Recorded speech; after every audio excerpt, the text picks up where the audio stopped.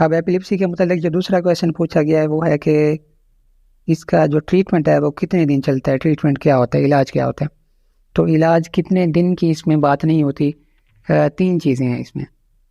पहली बात तो ये है कि 50% मरीज़ यानी कि 100 में से 50 ऐसे मरीज़ होते हैं जो दवाइयाँ खाते हैं कुछ साल, उसके बाद उनके जो दौरे हैं वो रुक जाते हैं।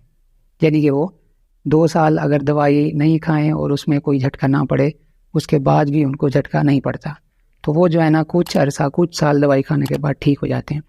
उसके बाद आते हैं 30% लोग। 30% लोग ऐसे हैं जो दवाई खाते हैं तो उनके झटके रुके रहते हैं, अगर दवाई छोड़ दें तो उनको झटके दोबारा शुरू हो जाते हैं।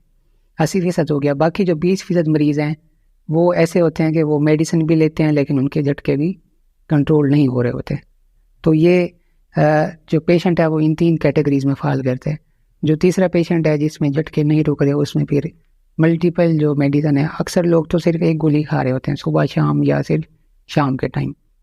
और जो तीसरा पेशेंट है जिसमें दवाई के साथ भी नहीं रुक रहे, तो उसमें 2-2 3-3 गोलियां चल रही होती हैं। और इसका इलाज जो है ना दिनों पे नहीं होता, इसका इलाज सालों पे मुहित होता है।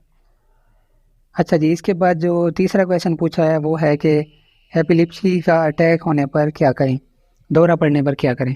तो उसमें आपने बहुत से लोग गलती करते हैं कि मुंह खोलने की कोशिश करते हैं, वो आपने नहीं करना। आपने मरीज़ को साइड पे लिटाना होता है और झटके का जो ड्यूरेशन है उसका टाइम है वो आपने नोट करना होता है।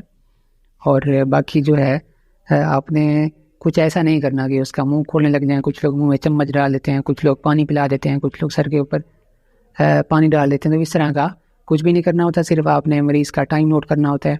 अगर दौरा 5 मिनट से ज़्यादा है, यानी कि एक दौरा पड़ा या उसके बाद दूसरा दौरा शुरू हो गया, दरमियान में कोई गैप भी नहीं था, तो उसको हम स्टेटस एपिलेप्टिकस कहते हैं। तो वो एक मेडिकल इमरजेंसी है, उसमें जो है ना मरीज़ को फ़ौरन आपने अस्पताल लेके जाना होता है। एक दौरा फ़ौरन, दूसरा दौरा, तीसरा दौरा, 5 मिनट से ज़्यादा अगर दौरा पड़ा है तो उसको जो है ना फ़ौरन रोकने की ज़रूरत है और उसके लिए हमें अस्पताल जाना पड़ेगा।